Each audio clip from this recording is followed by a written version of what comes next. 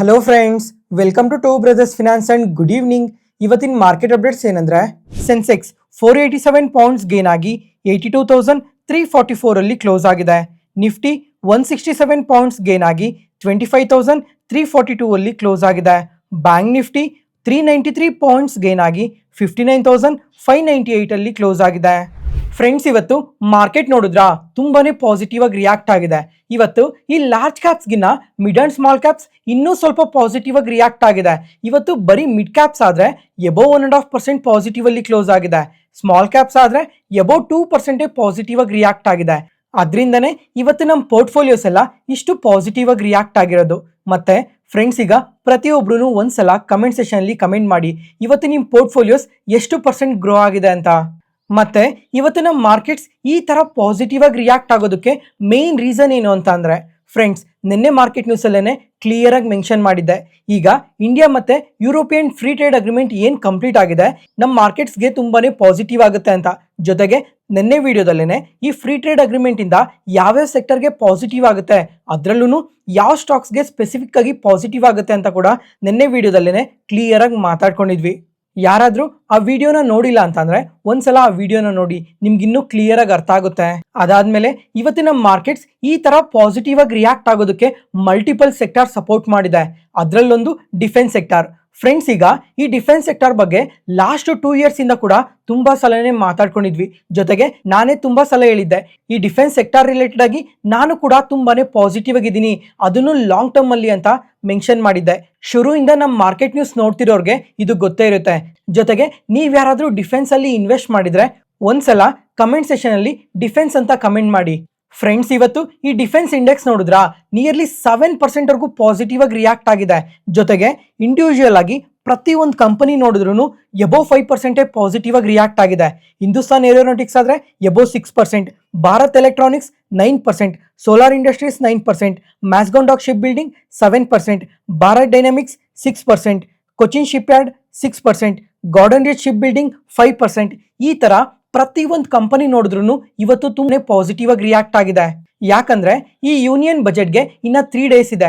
Friends, ಈಗ ತುಂಬಾ ಸಲನೇ mention ಮಾಡಿದ್ದೆ, ಈ ವರ್ಷ ಯೂನಿಯನ್ ಬಜೆಟ್ ಅಲ್ಲಿ ಈ ಡಿಫೆನ್ಸ್ ಸೆಕ್ಟರ್ ಅಲ್ಲಿ 20% ಕೇಪೆಕ್ಸ್ ನ ಇನ್ಕ್ರೀಸ್ ಮಾಡೋ ಚಾನ್ಸಸ್ ಇದೆ ಅಂತ ತುಂಬಾ ಸಲನೇ ಮೆನ್ಷನ್ ಮಾಡಿದ್ದೆ. ಯಾಕಂದ್ರೆ ನಮ್ ಡಿಫೆನ್ಸ್ ಮಿನಿಸ್ಟರ್ ಆದ ರಾಜನಾಥ್ ಸಿಂಗ್ ಅವರೇನೆ ಇದನ್ನ ತುಂಬಾ ಸಲ ಮೆನ್ಷನ್ ಮಾಡಿದ್ರು, ಕಮಿಂಗ್ ಬಜೆಟ್ ಅಲ್ಲಿ ಅಲೋಕೇಶನ್ ನ ಇನ್ಕ್ರೀಸ್ ಮಾಡ್ತೀವಿ ಅಂತ. ಆ ಪಾಸಿಟಿವ್ ಸೆಂಟಿಮೆಂಟ್ ಇಂದ ಈ ಡಿಫೆನ್ಸ್ ಕಂಪನೀಸ್ ಅಲ್ಲಿ ತುಂಬಾ ಜನ ಇನ್ವೆಸ್ಟ್ ಮಾಡಿದ್ದಾರೆ. ಅದರಿಂದನೇ ಇವತ್ತು ಡಿಫೆನ್ಸ್ ಕಂಪನೀಸ್ ಎಲ್ಲ ಇಷ್ಟು ಪಾಸಿಟಿವ್ ಆಗಿ ರಿಯಾಕ್ಟ್ ಆಗಿರೋದು. ಅದ್ರ ಜೊತೆಗೆ ಇವತ್ತು ಭಾರತ್ ಎಲೆಕ್ಟ್ರಾನಿಕ್ಸ್ ಆದ್ರೆ Q3 ರಿಸಲ್ಟ್ಸ್ ನ ಕೂಡ ಪೋಸ್ಟ್ ಮಾಡಿದ್ದಾರೆ. ಇವರಾದ್ರೆ ತುಂಬಾ ಪಾಸಿಟಿವ್ ರಿಸಲ್ಟ್ಸ್ ನ ಪೋಸ್ಟ್ ಮಾಡಿದ್ದಾರೆ. ಇಯರ್ ಆನ್ ಇಯರ್ ಅಲ್ಲಿ ರೆವಿನ್ಯೂಸ್ ಆದ್ರೆ 24% ಇನ್ಕ್ರೀಸ್ ಆಗಿದೆ, ಪ್ರಾಫಿಟ್ಸ್ 20% ಇನ್ಕ್ರೀಸ್ ಆಗಿದೆ. ಜೊತೆಗೆ ಕ್ವಾರ್ಟರ್ ಅಲ್ಲಿ ನೋಡಿದ್ರು ತುಂಬಾ ಒಳ್ಳೆ ರಿಸಲ್ಟ್ಸ್ ನ ಪೋಸ್ಟ್ ಮಾಡಿದ್ದಾರೆ. ಅದರಿಂದ ಇವತ್ತು ಇಂಟ್ರಾಡೇ ಸೆಷನ್ ಅಲ್ಲಿ ನಿಯರ್ಲಿ 9% ವರೆಗೂ ಪಾಸಿಟಿವ್ ಆಗಿ ರಿಯಾಕ್ಟ್ ಆಗಿದೆ. ಮತ್ತೆ ಇವ್ರ ಹತ್ರ ತುಂಬಾನೇ ಸ್ಟ್ರಾಂಗ್ ಆರ್ಡರ್ ಬುಕ್ ಕೂಡ ಮೇಂಟೈನ್ ಮಾಡ್ತಾ ಇದ್ದಾರೆ. ಫ್ರೆಂಡ್ಸ್, ಈಗ ಈ ಯುರೋಪಿಯನ್ ಯೂನಿಯನ್ ಜೊತೆ ಏನ್ ಫ್ರೀ ಟ್ರೇಡ್ ಅಗ್ರಿಮೆಂಟ್ ಮಾಡ್ಕೊಂಡಿದ್ದಾರೆ, ಇದು ಡಿಫೆನ್ಸ್ ಸೆಕ್ಟರ್ಗೂ ಕೂಡ ತುಂಬಾನೇ ಪಾಸಿಟಿವ್ ಆಗುತ್ತೆ. ಯಾಕಂದ್ರೆ ಪ್ರತಿ ವರ್ಷ ಡಿಫೆನ್ಸ್ ಎಕ್ಸ್ಪೋರ್ಟ್ಸ್ ಅನ್ನೋದು ತುಂಬಾನೇ ಇನ್ಕ್ರೀಸ್ ಆಗ್ತಾ ಇದೆ. ಲಾಸ್ಟ್ ಇಯರ್ ಅಲ್ಲಿ 25,000 crores ರೀಚ್ ಆಗಿದೆ. ಅದು ಈ ವರ್ಷಕ್ಕೆ ಇನ್ನ ತುಂಬಾನೇ ಇನ್ಕ್ರೀಸ್ ಮಾಡೋ ಚಾನ್ಸಸ್ ಕೂಡ ಜಾಸ್ತಿನೇ ಇದೆ. ಅದರಿಂದ ಈ ಫ್ರೀ ಟ್ರೇಡ್ ಅಗ್ರಿಮೆಂಟ್ ಇಂದ ಡಿಫೆನ್ಸ್ ಕಂಪನೀಸ್ಗೂ ಕೂಡ ತುಂಬಾನೇ ಪಾಸಿಟಿವ್ ಆಗುತ್ತೆ. ನೋಡೋಣ ಈ ಬಜೆಟ್ ಅಲ್ಲಿ ಎಷ್ಟು % ಅಲೋಕೇಶನ್ ನ ಇನ್ಕ್ರೀಸ್ ಮಾಡ್ತಾರೆ ಅಂತ. ಒಂದ್ ವೇಳೆ ಎಕ್ಸ್ಪೆಕ್ಟ್ ಮಾಡ್ದಷ್ಟು ಏನಾದ್ರು ಅಲೋಕೇಶನ್ ನ ಇನ್ಕ್ರೀಸ್ ಮಾಡ್ಲಿಲ್ಲ ಅಂದ್ರೆ ಬಜೆಟ್ ದಿನ ಈ ಡಿಫೆನ್ಸ್ ಕಂಪನೀಸ್ ಎಲ್ಲ ಫಾಲ್ ಆಗೋ ಚಾನ್ಸಸ್ ಕೂಡ ತುಂಬಾನೇ ಜಾಸ್ತಿ ಇರುತ್ತೆ. ನೋಡೋಣ ಈ ಬಜೆಟ್ ಅಲ್ಲಿ ಎಷ್ಟು ಅಲೋಕೇಶನ್ ನ ಇನ್ಕ್ರೀಸ್ ಮಾಡ್ತಾರೆ ಅಂತ. ಅದಾದ್ಮೇಲೆ ಇವತ್ತು ಬರೀ ಡಿಫೆನ್ಸ್ ಸೆಕ್ಟರ್ ಮಾತ್ರನೇ ಅಲ್ಲ ಈ ತರ ಪಾಸಿಟಿವ್ ಆಗಿ ರಿಯಾಕ್ಟ್ ಆಗಿರೋದು. ಎನರ್ಜಿ, ರೈಲ್ವೆ, ಕ್ಯಾಪಿಟಲ್ ಮಾರ್ಕೆಟ್, ಈ ತರ ತುಂಬಾನೇ ಸೆಕ್ಟಾರ್ಸ್ ಇವತ್ತು ಪಾಸಿಟಿವ್ ಆಗಿ ರಿಯಾಕ್ಟ್ ಆಗಿದೆ. ಫ್ರೆಂಡ್ಸ್, ಈಗ ಈ ಎನರ್ಜಿ ಮತ್ತೆ ರೈಲ್ವೆ ಕಂಪನೀಸ್ ಎಲ್ಲ ಏನಕ್ಕೆ ಇವತ್ತು ಎಬೋ 5% ಪಾಸಿಟಿವ್ ಆಗಿ ರಿಯಾಕ್ಟ್ ಆಗಿದೆ ಅಂತ ಅಂದ್ರೆ, ಈ ಬಜೆಟ್ ಅಲ್ಲಿ ಸ್ವಲ್ಪ ಸ್ಪೆಂಡಿಂಗ್ ನ ಇನ್ಕ್ರೀಸ್ ಮಾಡ್ತಾರೆ ಅನ್ನೋ ಒಂದು ಸೆಂಟಿಮೆಂಟ್ ಇಂದನೇ ಪಾಸಿಟಿವ್ ಆಗಿ ರಿಯಾಕ್ಟ್ ಆಗಿರೋದು. ಅದಾದ್ಮೇಲೆ ಈ ಕ್ಯಾಪಿಟಲ್ ಮಾರ್ಕೆಟ್ಗೆ ಸಂಬಂಧಪಟ್ಟಿರೋ ಸ್ಟಾಕ್ಸ್ ಎಲ್ಲ ಏನಕ್ಕೆ ಪಾಸಿಟಿವ್ ಆಗಿ ರಿಯಾಕ್ಟ್ ಆಗಿದೆ ಅಂತ ಅಂದ್ರೆ, ಈಗ ಲಾಸ್ಟ್ ಬಜೆಟ್ ಅಲ್ಲಿ ಈ STT ಚಾರ್ಜಸ್, LTCG, STCG ಇವನ್ನೆಲ್ಲ ತುಂಬಾನೇ ಇನ್ಕ್ರೀಸ್ ಮಾಡಿದ್ರು. ಅದರಿಂದ ಅದು ಒಂದು ಕಾರಣನೇ FIS ನಮ್ಮ ಮಾರ್ಕೆಟ್ ಇಂದ ಈ ತರ ಕಂಟಿನ್ಯೂಸ್ ಆಗಿ ಸೆಲ್ ಮಾಡ್ತಾ ಇರೋದು. ಅದಾದ್ಮೇಲೆ ನಮ್ಮ ಮಾರ್ಕೆಟ್ ಅಲ್ಲೂ ಕೂಡ ಆಕ್ಟಿವ್ ಪಾರ್ಟಿಸಿಪೇಷನ್ ಏನಿದೆ ಅದು ತುಂಬಾನೇ ಕಮ್ಮಿ ಆಗ್ತಾ ಇದೆ. ಯಾಕಂದ್ರೆ ಈ ಟ್ಯಾಕ್ಸಸ್ ತುಂಬಾನೇ ಇನ್ಕ್ರೀಸ್ ಮಾಡಿರೋ ಕಾರಣದಿಂದಾನೆ. ಅದರಿಂದ ಈ ಬಜೆಟ್ ಅಲ್ಲಿ ಪ್ರತಿಯೊಬ್ರು ಏನ್ ಎಕ್ಸ್ಪೆಕ್ಟ್ ಮಾಡ್ತಾ ಇದ್ದಾರೆ ಅಂತ ಅಂದ್ರೆ ಈ ಬಜೆಟ್ ಅಲ್ಲಿ ಸ್ಟಾಕ್ ಮಾರ್ಕೆಟ್ ರಿಲೇಟೆಡ್ ಆಗಿ ಈ ಟ್ಯಾಕ್ಸಸ್ ನ ಕಮ್ಮಿ ಮಾಡೇ ಮಾಡ್ತಾರೆ ಅಂತ ಪ್ರತಿಯೊಬ್ರು ಎಕ್ಸ್ಪೆಕ್ಟ್ ಮಾಡ್ತಾ ಇದ್ದಾರೆ. ಒಂದ್ ವೇಳೆ ಈ ಬಜೆಟ್ ಅಲ್ಲಿ ಟ್ಯಾಕ್ಸಸ್ ಏನಾದ್ರೂ ಕಮ್ಮಿ ಮಾಡ್ಲಿಲ್ಲ ಅಂತ ಅಂದ್ರೆ ಅದು ಸ್ಟಾಕ್ ಮಾರ್ಕೆಟ್ಗೆ ತುಂಬಾನೇ ನೆಗೆಟಿವ್ ಆಗುತ್ತೆ. ಅದ್ರ ಜೊತೆಗೆ ಏನಾದ್ರೂ ಸ್ವಲ್ಪ ಅಗ್ರೆಸಿವ್ ಆಗಿ ಸ್ಟೇಟ್ಮೆಂಟ್ಸ್ ಮಾಡಿದ್ರು ಸಹ ಅದು ಕಂಪ್ಲೀಟ್ ಮಾರ್ಕೆಟ್ ಫಾಲ್ಗೆ ರೀಸನ್ ಆಗೋ ಚಾನ್ಸಸ್ ಕೂಡ ತುಂಬಾನೇ ಜಾಸ್ತಿ ಇರುತ್ತೆ. ನೋಡೋಣ ಈ ಸಲ ಫಿನಾನ್ಸ್ ಮಿನಿಸ್ಟರ್ ಆದ ನಿರ್ಮಲಾ ಸೀತಾರಾಮನ್ ಅವರು ಯಾವ ತರ ಚೇಂಜಸ್ ನ ತರ್ತಾರೆ ಅಂತ. ನೆಕ್ಸ್ಟ್ ಅದಾದ್ಮೇಲೆ ಫ್ರೆಂಡ್ಸ್, ಈ ಗೋಲ್ಡ್ ಅಂಡ್ ಸಿಲ್ವರ್ ಪ್ರೈಸಸ್ ನೋಡ್ತಾ ಇದ್ದೀರಾ ಯಾವ ತರ ಇನ್ಕ್ರೀಸ್ ಆಗ್ತಾ ಇದೆ. ಗೋಲ್ಡ್ ಆದ್ರೆ 10 ಗ್ರಾಮ್ಸ್ ಮೇಲೆ 6,500 ಇನ್ಕ್ರೀಸ್ ಆಗಿದೆ ಇವತ್ತೆ. ಸಿಲ್ವರ್ ಮೇಲೆ ಆದ್ರೆ 1 kgಗೆ 25,000 ಇನ್ಕ್ರೀಸ್ ಆಗಿದೆ. ಅಂದ್ರೆ ಇವತ್ತೊಂದೇ ದಿನ ಗೋಲ್ಡ್ 4% ಇನ್ಕ್ರೀಸ್ ಆಗಿದೆ, ಸಿಲ್ವರ್ ಆದ್ರೆ 7% ಇನ್ಕ್ರೀಸ್ ಆಗಿದೆ. ಈಗ ಲಾಸ್ಟ್ 1 year ಅಲ್ಲಿ ಗೋಲ್ಡ್ ಆದ್ರೆ ಎಬೋ 100% ರ್ಯಾಲಿ ಆಗಿದೆ, ಸಿಲ್ವರ್ ಆದ್ರೆ ಎಬೋ 300% ರ್ಯಾಲಿ ಆಗಿದೆ. ಜೊತೆಗೆ ಪ್ರತಿದಿನ ಗೋಲ್ಡ್ ಎಷ್ಟು ಪಾಸಿಟಿವ್ ಆಗಿ ರಿಯಾಕ್ಟ್ ಆಗುತ್ತೋ ಅದಕ್ಕಿಂತ ಜಾಸ್ತಿ ಸಿಲ್ವರ್ ಪಾಸಿಟಿವ್ ಆಗಿ ಗ್ರೋ ಆಗ್ತಾ ಇದೆ. ನೋಡೋಣ ಈ ಗೋಲ್ಡ್ ಅಂಡ್ ಸಿಲ್ವರ್ ಪ್ರೈಸಸ್ ಇನ್ನ ಎಷ್ಟು ದಿನ ಇದೇ ತರ ಪಾಸಿಟಿವ್ ಆಗಿ ಗ್ರೋ ಆಗುತ್ತೆ ಅಂತ. ಈಗ ಏನಕ್ಕೆ ಗೋಲ್ಡ್ ಇಷ್ಟು ಅಗ್ರೆಸಿವ್ ಆಗಿ ಪಾಸಿಟಿವ್ ಆಗಿ ಗ್ರೋ ಆಗುತ್ತೆ ಅಂದ್ರೆ ಈ ಸೆಂಟ್ರಲ್ ಬ್ಯಾಂಕ್ಸ್ ಇನ್ನ ಅಗ್ರೆಸಿವ್ ಆಗಿ ಈ ಗೋಲ್ಡ್ ನ ಬೈ ಮಾಡ್ತಾ ಇರಬೇಕು, ಅದರಿಂದನೇ ಈ ತರ ಪಾಸಿಟಿವ್ ಆಗಿ ಗ್ರೋ ಆಗ್ತಾ ಇರೋದು. ಮತ್ತೆ ಇವತ್ತು ಸಿಟಿ ಅವರಾದ್ರೆ ಸಿಲ್ವರ್ಗೆ ಟಾರ್ಗೆಟ್ ಪ್ರೈಸ್ ನ ಕೂಡ ಕೊಟ್ಟಿದ್ದಾರೆ. ಈಗ ಪ್ರೆಸೆಂಟ್ ಸಿಲ್ವರ್ ಆದ್ರೆ 3,81,000 ನಲ್ಲಿ ಟ್ರೇಡ್ ಆಗ್ತಾ ಇದೆ. ನೆಕ್ಸ್ಟ್ 3 months ಒಳಗಡೆ 4,39,000ಗೆ ರೀಚ್ ಆಗುತ್ತೆ ಅಂತ ತುಂಬಾ ಪಾಸಿಟಿವ್ ಕಮೆಂಟ್ಸ್ ನ ಮಾಡಿದ್ದಾರೆ. ಅಂದ್ರೆ ಪ್ರೆಸೆಂಟ್ ಲೆವೆಲ್ ಇಂದ ಇನ್ನ 60,000 ಪಾಸಿಟಿವ್ ಆಗಿ ಗ್ರೋ ಆಗುತ್ತೆ ಅಂತ ಹೇಳ್ತಾ ಇರೋದು. ಫ್ರೆಂಡ್ಸ್, ಈಗ ನಿನ್ನೆ ಮಾರ್ಕೆಟ್ ನ್ಯೂಸ್ ಅಲ್ಲೇ ಕ್ಲಿಯರ್ ಆಗಿ ಮೆನ್ಷನ್ ಮಾಡಿದ್ದೆ. ಈಗ ಈ ಗೋಲ್ಡ್ ಅಂಡ್ ಸಿಲ್ವರ್ ರಿಲೇಟೆಡ್ ಆಗಿ ಸೆಂಟಿಮೆಂಟ್ ಎಲ್ಲಿವರೆಗೂ ಪಾಸಿಟಿವ್ ಆಗಿರುತ್ತೋ ಅಲ್ಲಿವರೆಗೂ ಎಲ್ಲಾನು ಪಾಸಿಟಿವ್ ಆಗಿ ಕಾಣಿಸುತ್ತೆ. ಆದ್ರೆ ಒಂದ್ ವೇಳೆ ಸೆಂಟಿಮೆಂಟ್ ಏನಾದ್ರೂ ನೆಗೆಟಿವ್ ಆಗಿ ಟರ್ನ್ ಆಯ್ತು ಅಂದ್ರೆ ಕಂಪ್ಲೀಟ್ ಆಗಿ ಫಾಲ್ ಆಗೋ ಚಾನ್ಸಸ್ ಕೂಡ ತುಂಬಾನೇ ಜಾಸ್ತಿ ಇರುತ್ತೆ. ಫೈನಲ್ ಆಗಿ ಫ್ರೆಂಡ್ಸ್, ಇವತ್ತು US ಅಲ್ಲಿ FOMC ಮಿನಿಟ್ಸ್ ಮೀಟಿಂಗ್ ಇದೆ.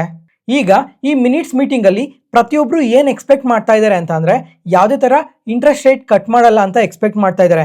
ಜೊತೆಗೆ ಫೆಡ್ ಚೇರ್ಮನ್ ಅವರು ಯಾವ ತರ ಸ್ಟೇಟ್ಮೆಂಟ್ಸ್ ಮಾಡ್ತಾರೆ ಅನ್ನೋದು ತುಂಬಾನೇ ಇಂಪಾರ್ಟೆಂಟ್ ಆಗಿರುತ್ತೆ. ಒಂದ್ ವೇಳೆ ಇವರು ಇಂಟ್ರೆಸ್ಟ್ ರೇಟ್ ನ ಪಾಸ್ ಮಾಡಿ ಸ್ವಲ್ಪ ನೆಗೆಟಿವ್ ಸ್ಟೇಟ್ಮೆಂಟ್ಸ್ ಏನಾದ್ರು US ಎಕಾನಮಿ ರಿಲೇಟೆಡ್ ಆಗಿ ಏನಾದ್ರು ಮಾಡಿದ್ರೆ ಅದು US ಮಾರ್ಕೆಟ್ಗೆ ತುಂಬಾನೇ ನೆಗೆಟಿವ್ ಆಗುತ್ತೆ. ಜೊತೆಗೆ ಅದ್ರ ಇಂಪ್ಯಾಕ್ಟೇ ನಮ್ಮ ಇಂಡಿಯನ್ ಸ್ಟಾಕ್ ಮಾರ್ಕೆಟ್ ಮೇಲೇನು ಕೂಡ ಇರುತ್ತೆ. ಒಂದ್ ವೇಳೆ ಇವ್ರೇನಾದ್ರು ಇಂಟ್ರೆಸ್ಟ್ ರೇಟ್ ನ ಪಾಸ್ ಮಾಡಿ ಸ್ವಲ್ಪ ಪಾಸಿಟಿವ್ ಕಮೆಂಟ್ಸ್ ನ ಮಾಡಿದ್ರು ಅದು US ಮಾರ್ಕೆಟ್ ಮೈಲ್ಡ್ ಪಾಸಿಟಿವ್ ಆಗುತ್ತೆ. ಅದ್ರ ಇಂಪ್ಯಾಕ್ಟೇನೆ ನಮ್ಮ ಮಾರ್ಕೆಟ್ ಮೇಲೂ ಇದ್ದು ಸ್ವಲ್ಪ ಪಾಸಿಟಿವ್ ಆಗಿ ರಿಯಾಕ್ಟ್ ಆಗೋ ಚಾನ್ಸಸ್ ಕೂಡ ಇರುತ್ತೆ. ನೋಡೋಣ ಇವತ್ತು ರಾತ್ರಿ ಯಾವ ತರ ಸ್ಟೇಟ್ಮೆಂಟ್ಸ್ ಮಾಡ್ತಾರೆ ಅಂತ. ಯಾವುದೇ ಪಾಯಿಂಟ್ ಅಲ್ಲಿ ನಾನು ಹೇಳೋ ಇನ್ಫಾರ್ಮೇಶನ್ ನಿಮಗೆ ಯೂಸ್ಫುಲ್ ಅನ್ಸಿದ್ರೆ ಈ ವಿಡಿಯೋನ ಲೈಕ್ ಮಾಡಿ, ನಿಮ್ಮ ಫ್ರೆಂಡ್ಸ್ ಅಲ್ಲಿ ಯಾರಿಗಾದ್ರೂ ಸ್ಟಾಕ್ ಮಾರ್ಕೆಟ್ ಬಗ್ಗೆ ಇಂಟ್ರೆಸ್ಟ್ ಇರೋರಿಗೆ ಈ ವಿಡಿಯೋಸ್ನ ಶೇರ್ ಮಾಡಿ. Next market key updates. First ಈಗ ಗೋಪಾಲ್ ಸ್ನ್ಯಾಕ್ಸ್ ಈ ಕಂಪನಿ ಆದ್ರೆ ಇವತ್ತಿನ ಮಾರ್ಕೆಟ್ ಓಪನಿಂಗ್ ಟೈಮಲ್ಲೇ ನಿಯರ್ಲಿ 9% ಪಾಸಿಟಿವ್ ಅಲ್ಲಿ ಓಪನ್ ಆಗಿದೆ. ಯಾಕಂದ್ರೆ ಇವರು ತುಂಬಾನೇ ಸ್ಟ್ರಾಂಗ್ ಕ್ವಾರ್ಟರ್ಲಿ ರಿಸಲ್ಟ್ಸ್ ನ ಪೋಸ್ಟ್ ಮಾಡಿದ್ದಾರೆ. ಇಯರ್ ಆನ್ ಇಯರ್ ಅಲ್ಲಿ ರೆವಿನ್ಯೂಸ್ ಆದ್ರೆ 2% ಇನ್ಕ್ರೀಸ್ ಆಗಿದೆ, ಪ್ರಾಫಿಟ್ಸ್ 190% ಇನ್ಕ್ರೀಸ್ ಆಗಿದೆ. ಈಗ ಪ್ರಾಫಿಟ್ಸ್ ಏನಕ್ಕೆ ಇಷ್ಟೊಂದು ಇನ್ಕ್ರೀಸ್ ಆಗಿರೋ ತರ ಕಾಣ್ತಾ ಇದೆ ಅಂತ ಅಂದ್ರೆ ಈ ಲಾಸ್ಟ್ ಇಯರ್ ಸೇಮ್ ಕ್ವಾರ್ಟರ್ ಅಲ್ಲಿ ಇವರು 5 crores ಪ್ರಾಫಿಟ್ಸ್ ನ ಪೋಸ್ಟ್ ಮಾಡಿದ್ರು. ಅದೇ ಈ ಕ್ವಾರ್ಟರ್ ಅಲ್ಲಿ 15 crores ಪ್ರಾಫಿಟ್ಸ್ ನ ಪೋಸ್ಟ್ ಮಾಡಿದ್ದಾರೆ. ಅದರಿಂದನೇ ಈ ತರ ಇಷ್ಟೊಂದು ಇನ್ಕ್ರೀಸ್ ಆಗಿರೋ ತರ ಕಾಣ್ತಾ ಇದೆ. ಆದ್ರೆ ಕ್ವಾರ್ಟರ್ ಆನ್ ಕ್ವಾರ್ಟರ್ ಬೇಸಿಸ್ ಅಲ್ಲಿ ನೋಡಿದ್ರೆ ಪ್ರಾಫಿಟ್ಸ್ ಕಂಪ್ಲೀಟ್ ಆಗಿ ಡ್ರಾಪ್ ಆಗಿದೆ. ಈಗ Q2 ಅಲ್ಲಾದ್ರೆ 25 crores ಪ್ರಾಫಿಟ್ಸ್ ನ ಪೋಸ್ಟ್ ಮಾಡಿದ್ರು. ಅದೇ ಈ ಕ್ವಾರ್ಟರ್ ಅಲ್ಲಿ ಜಸ್ಟ್ 15 crores ಪ್ರಾಫಿಟ್ಸ್ ನ ಮಾತ್ರನೇ ಪೋಸ್ಟ್ ಮಾಡಿದ್ದಾರೆ. ಜೊತೆಗೆ ಮಾರ್ಜಿನ್ಸ್ ಕೂಡ ಇಂಪ್ರೂವ್ ಮಾಡ್ಕೊಂಡಿದ್ದಾರೆ. ಮತ್ತೆ ಈಗ ಕ್ವಾರ್ಟರ್ ಆನ್ ಕ್ವಾರ್ಟರ್ ಬೇಸಿಸ್ ಅಲ್ಲಿ ಪ್ರಾಫಿಟ್ಸ್ ಡ್ರಾಪ್ ಆಗಿದೆ ಅನ್ನೋ ಕಾರಣದಿಂದನೇ ಈಗ 9% ಪಾಸಿಟಿವ್ ಆಗಿ ರಿಯಾಕ್ಟ್ ಆಗಿದ್ದ ಕಂಪನಿ ಸ್ವಲ್ಪ ಫ್ಲಾಟ್ ಅಲ್ಲಿ ಕ್ಲೋಸ್ ಆಗಿದೆ. ಮತ್ತೆ ಮ್ಯಾನೇಜ್ಮೆಂಟ್ ಆದ್ರೆ ತುಂಬಾನೇ ಪಾಸಿಟಿವ್ ಕಮೆಂಟ್ಸ್ ಮಾಡಿದ್ದಾರೆ. ಪ್ರೊಡಕ್ಷನ್ ಕೆಪಾಸಿಟಿನ ಇನ್ಕ್ರೀಸ್ ಮಾಡ್ಕೊತಾ ಇದೀವಿ, ಜೊತೆಗೆ ಕಂಪ್ಲೀಟ್ ಕೆಪಾಸಿಟಿನ ಯುಟಿಲೈಸ್ ಮಾಡ್ತಾ ಇದೀವಿ. ಅದ್ರ ಜೊತೆಗೆ ಡಿಸ್ಟ್ರಿಬ್ಯೂಷನ್ ಕೂಡ ತುಂಬಾನೇ ಎಕ್ಸ್ಪ್ಯಾಂಡ್ ಮಾಡ್ತಾ ಇದೀವಿ. ಕಮಿಂಗ್ ಕ್ವಾರ್ಟರ್ಸ್ ಅಲ್ಲಿ ಇನ್ನ ತುಂಬಾ ಸ್ಟ್ರಾಂಗ್ ಗ್ರೋತ್ ನ ಪೋಸ್ಟ್ ಮಾಡ್ತೀವಿ ಅಂತ ಪಾಸಿಟಿವ್ ಕಮೆಂಟ್ಸ್ ನ ಮಾಡಿದ್ದಾರೆ. ನೋಡೋಣ ಇನ್ನ ಕಮಿಂಗ್ ಕ್ವಾರ್ಟರ್ಸ್ ಅಲ್ಲೆಲ್ಲ ಇವರು ಯಾವ ತರ ಗ್ರೋತ್ ನ ಪೋಸ್ಟ್ ಮಾಡ್ತಾರೆ ಅಂತ. ನೆಕ್ಸ್ಟ್ ಅದಾದ್ಮೇಲೆ ಬಿಕಾಜಿ ಫುಡ್ಸ್ ಈ ಕಂಪನಿ ಕೂಡ ಇವತ್ತು ಕ್ವಾರ್ಟರ್ಲಿ ರಿಸಲ್ಟ್ಸ್ ನ ಪೋಸ್ಟ್ ಮಾಡಿದ್ದಾರೆ. ಅದರಿಂದನೇ ಇವತ್ತಿನ ಮಾರ್ಕೆಟ್ ಓಪನಿಂಗ್ ಟೈಮಲ್ಲಿ ನಿಯರ್ಲಿ 6% ಪಾಸಿಟಿವ್ ಆಗಿ ರಿಯಾಕ್ಟ್ ಆಗಿತ್ತು. ಇವರು ಸಹ ತುಂಬಾ ಒಳ್ಳೆ ರಿಸಲ್ಟ್ಸ್ ನ ಪೋಸ್ಟ್ ಮಾಡಿದ್ದಾರೆ. ಇಯರ್ ಆನ್ ಇಯರ್ ಅಲ್ಲಿ ರೆವಿನ್ಯೂಸ್ ಆದ್ರೆ 11% ಇನ್ಕ್ರೀಸ್ ಆಗಿದೆ, ಪ್ರಾಫಿಟ್ಸ್ ಆದ್ರೆ 118% ಇನ್ಕ್ರೀಸ್ ಆಗಿದೆ. ಈಗ ಕ್ವಾರ್ಟರ್ ಆನ್ ಕ್ವಾರ್ಟರ್ ಅಲ್ಲಿ ನೋಡಿದ್ರು ರೆವಿನ್ಯೂಸ್ ಮತ್ತೆ ಪ್ರಾಫಿಟ್ಸ್ ಆದ್ರೆ ಸ್ವಲ್ಪ ಡ್ರಾಪ್ ಆಗಿದೆ. ಆದ್ರೆ ಓವರ್ ಆಲ್ ಎಲ್ಲಾ ಸೆಗ್ಮೆಂಟ್ ಅಲ್ಲೂ ಕೂಡ ಇವರು ಡಬಲ್ ಡಿಜಿಟ್ ಗ್ರೋತ್ ನೇ ಪೋಸ್ಟ್ ಮಾಡಿದ್ದಾರೆ. ಎಕ್ಸಾಂಪಲ್ ಈಗ ಈ ವೆಸ್ಟರ್ನ್ ಸ್ನಾಕ್ಸ್ ಅಲ್ಲಿ ಆದ್ರೆ ರೆವಿನ್ಯೂಸ್ ಇಯರ್ ಆನ್ ಇಯರ್ ಅಲ್ಲಿ 22% ಗ್ರೋ ಆಗಿದೆ. ಮತ್ತೆ ಪಾಪಡ್ ಅಲ್ಲಿ ಆದ್ರೆ 14% ರೆವಿನ್ಯೂಸ್ ಗ್ರೋ ಆಗಿದೆ. ಈ ತರ ಮಲ್ಟಿಪಲ್ ಸೆಗ್ಮೆಂಟ್ಸ್ ಅಲ್ಲೆಲ್ಲ ಡಬಲ್ ಡಿಜಿಟ್ ಗ್ರೋತ್ ನೇ ಪೋಸ್ಟ್ ಮಾಡಿದ್ದಾರೆ. ಆದ್ರೆ ಈ ಕ್ವಾರ್ಟರ್ ಆನ್ ಕ್ವಾರ್ಟರ್ ಬೇಸಿಸ್ ಅಲ್ಲಿ ಮಾರ್ಜಿನ್ಸ್ ತುಂಬಾನೇ ಫಾಲ್ ಆಗಿದೆ. ಅದರಿಂದ 6% ಪಾಸಿಟಿವ್ ಆಗಿ ರಿಯಾಕ್ಟ್ ಆಗಿದೆ ಕಂಪನಿ ಈ ತರ ಫ್ಲಾಟ್ ಆಗಿ ಕ್ಲೋಸ್ ಆಗಿರೋದು. ಅದ್ರ ಜೊತೆಗೆ ಮ್ಯಾನೇಜ್ಮೆಂಟ್ ಆದ್ರೆ ತುಂಬಾನೇ ಪಾಸಿಟಿವ್ ಕಮೆಂಟ್ಸ್ ಕೂಡ ಮಾಡಿದ್ದಾರೆ ಫ್ಯೂಚರ್ ಗ್ರೋತ್ ರಿಲೇಟೆಡ್ ಆಗಿ. ಅದಾದ್ಮೇಲೆ ಇವ್ರ ಇನ್ವೆಸ್ಟ್ಮೆಂಟ್ ರಿಲೇಟೆಡ್ ಆಗು ಕೂಡ ತುಂಬಾ ಪಾಸಿಟಿವ್ ಕಮೆಂಟ್ಸ್ ಮಾಡಿದ್ದಾರೆ. ಈಗ ಇವ್ರಿಗಾದ್ರೆ ಒಂದು ಬಿಕಾಜಿ ಫುಡ್ ರಿಟೇಲ್ ಅನ್ನೋ ಒಂದು ಸಬ್ಸಿಡರಿ ಕಂಪನಿ ಇದೆ. ಈ ಕಂಪನಿ ಒಳಗಡೆ ಕೂಡ ಅಡಿಷನಲ್ ಆಗಿ 50 crores ಇನ್ವೆಸ್ಟ್ ಮಾಡ್ತೀವಿ ಅಂತ ಹೇಳಿದ್ದಾರೆ. ಮತ್ತೆ ಇನ್ನೊಂದು ಸಬ್ಸಿಡರಿ ಕಂಪನಿಗೆ ಸ್ವಲ್ಪ ಲೋನ್ ನ ಕೂಡ ಪ್ರೊವೈಡ್ ಮಾಡ್ತಾ ಇದ್ದಾರೆ. ಮತ್ತೆ ಕಾಂಟ್ರಾಕ್ಟ್ ಮ್ಯಾನುಫ್ಯಾಕ್ಚರರ್ಸ್ಗೆ ಜೊತೆಗೆ ತುಂಬಾ ಅಡಿಷನಲ್ ಇನ್ವೆಸ್ಟ್ಮೆಂಟ್ ಕೂಡ ಮಾಡ್ತಾ ಇದೀವಿ ಅಂತ ಅಪ್ಡೇಟ್ ಮಾಡಿದ್ದಾರೆ. ನೋಡೋಣ ಕಮಿಂಗ್ ಕ್ವಾರ್ಟರ್ಸ್ ಅಲ್ಲಿ ಈ ಕಂಪನಿ ಯಾವ ತರ ಗ್ರೋತ್ ನ ಪೋಸ್ಟ್ ಮಾಡ್ತಾರೆ ಅಂತ. ನೆಕ್ಸ್ಟ್ ಸುಜ್ಲಾನ್ ಎನರ್ಜಿ ಇವತ್ತು 3% ಪಾಸಿಟಿವ್ ಆಗಿ ರಿಯಾಕ್ಟ್ ಆಗಿದೆ. ಇವ್ರಿಗೆ ಆಸೆಲರ್ ಮಿತ್ತಲ್ ಅನ್ನೋ ಒಂದು ಗ್ಲೋಬಲ್ ಸ್ಟೀಲ್ ಕಂಪನಿಯಿಂದ 248 ಮೆಗಾವಾಟ್ಸ್ ವಿಂಡ್ ಎನರ್ಜಿ ಆರ್ಡರ್ ಬಂದಿದೆ. ಅದನ್ನು ಫಸ್ಟ್ ಟೈಮ್ ಈ ಕಂಪನಿಯಿಂದ ಈ ಆರ್ಡರ್ ಬಂದಿರೋದು. ಅದರಿಂದನೇ ಈ ತರ ಪಾಸಿಟಿವ್ ಆಗಿ ರಿಯಾಕ್ಟ್ ಆಗಿದೆ. ನೋಡೋಣ ಈ ಆರ್ಡರ್ ಏನಾದರೂ ಇವರು ಸಕ್ಸಸ್ಫುಲ್ ಆಗಿ ಕಂಪ್ಲೀಟ್ ಮಾಡಿಕೊಟ್ರೆ ಕಮಿಂಗ್ ಟೈಮಲ್ಲೂ ಇನ್ನೂ ಸ್ವಲ್ಪ ಆರ್ಡರ್ಸ್ನ ಈ ಕಂಪನಿಯಿಂದ ಎಕ್ಸ್ಪೆಕ್ಟ್ ಮಾಡ್ಬೋದು. ಅದಾನಿ ಡಿಫೆನ್ಸ್ ಅಂಡ್ ಏರೋಸ್ಪೇಸ್ ಈ ಕಂಪನಿ ಕಡೆಯಿಂದ ಒಂದು ಇಂಟ್ರೆಸ್ಟಿಂಗ್ ಅಪ್ಡೇಟ್ ಬಂದಿದೆ. ಇವರಾದ್ರೆ ಎಂಬ್ರಾಯರ್ ಅನ್ನೋ ಒಂದು ಬ್ರೆಜಿಲ್ ಕಂಪನಿ ಜೊತೆ ಈ ಕಂಪನಿ ಏನ್ ಮಾಡುತ್ತೆ ಅಂದ್ರೆ ಈ ಏರ್ಕ್ರಾಫ್ಟ್ ನ ಮ್ಯಾನುಫ್ಯಾಕ್ಚರ್ ಮಾಡ್ತಾರೆ. ಇಂಥ ಕಂಪನಿ ಜೊತೆ ಒಂದು MOU ಸೈನ್ ಮಾಡ್ಕೊಂಡಿದ್ದಾರೆ. ಏನಕ್ಕಂದ್ರೆ ಇಂಡಿಯಾದಲ್ಲಿ ಒಂದು ಏರ್ಕ್ರಾಫ್ಟ್ ಮ್ಯಾನುಫ್ಯಾಕ್ಚರಿಂಗ್ ಫೆಸಿಲಿಟಿನ ಶುರು ಮಾಡೋದಕ್ಕೆ ಅಂತ ಇವತ್ತು ಅಪ್ಡೇಟ್ ಮಾಡಿದ್ದಾರೆ. ಅದ್ರ ಜೊತೆಗೆ ಅದಾನಿ ಡಿಫೆನ್ಸ್ ಅಂಡ್ ಏರೋಸ್ಪೇಸ್ ಕಂಪನಿಯ ಡೈರೆಕ್ಟರ್ ಆದ ಜೀತ್ ಅದಾನಿ ಅವರು ಈಗ ಈ MOU ಸೈನ್ ಮಾಡ್ಕೊಂಡಿರೋದ್ರಿಂದ ನಮಗೆ ತುಂಬಾನೇ ಪಾಸಿಟಿವ್ ಆಗುತ್ತೆ.